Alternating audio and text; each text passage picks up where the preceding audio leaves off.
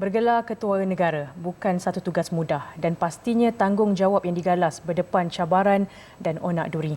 Namun segala rintangan dan liku berjaya diharungi dengan kebijaksanaan baginda. Sikap itu dizahirkan oleh Yang di-Pertuan Agong ke-16 Al-Sultan Abdullah Riayatuddin Al-Mustafa Billah Shah sepanjang pemerintahan baginda selama 5 tahun. Laporannya bersama wartawan Hanisa Hasanuddin. 24 Januari 2019 merupakan tarikh keramat buat baginda dan rakyat jelata apabila baginda dimahsyur sebagai Yang di-Pertuan Agong Malaysia ke-16.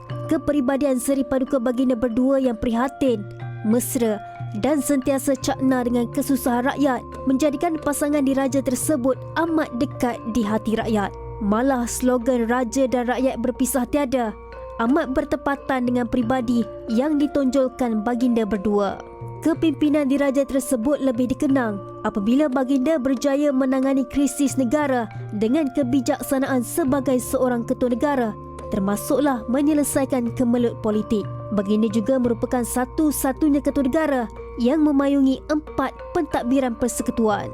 Menurut pakar perlembagaan Profesor Datuk Dr. Syamrahayu Abdul Aziz, kebijaksanaan baginda dizahirkan apabila baginda sentiasa teliti sebelum membuat sesuatu keputusan penting untuk agenda negara.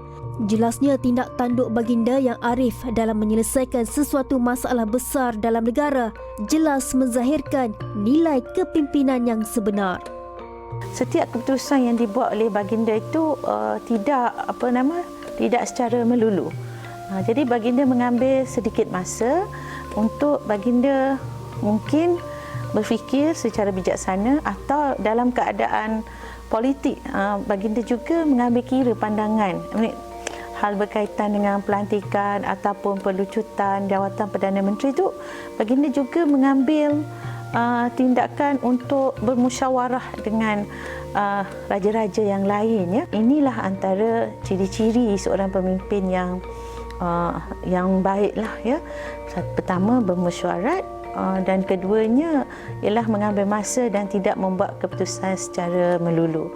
Jadi dalam dua ancaman yang besar ini kepada negara, pada saya kebijaksanaan baginda itu telah menampilkan, menzahirkan kerelevanan institusi beraja secara keseluruhannya.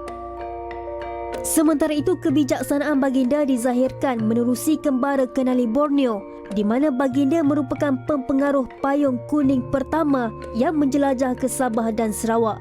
Keputusan baginda tersebut merupakan simbol kedaulatan negara yang merapatkan jurang hubungan rakyat Semenanjung, Sabah dan Sarawak.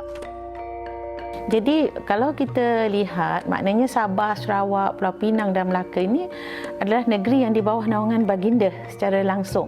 Jadi itulah kewajipan baginda untuk menjadi ketua kepada negara, menjadi raja kepada negeri yang tidak beraja, dan menjadi simbol kepada perpaduan dalam pelbagai dimensi.